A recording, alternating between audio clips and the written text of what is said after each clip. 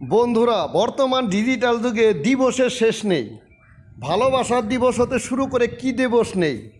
আমাদের পানামাতে গত 22শে এপ্রিল হয়ে গেল গাছ দিবস।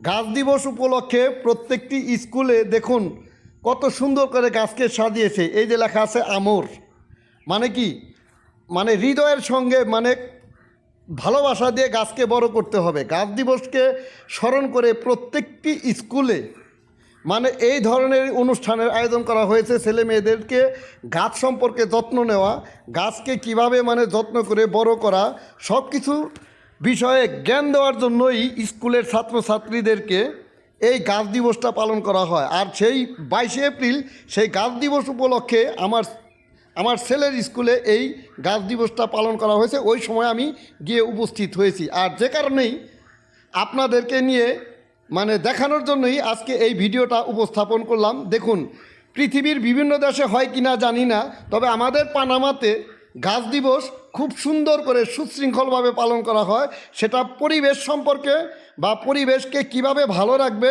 সেই বিষয়ে জ্ঞান দেওয়ার জন্যই এই গাছ দিবস।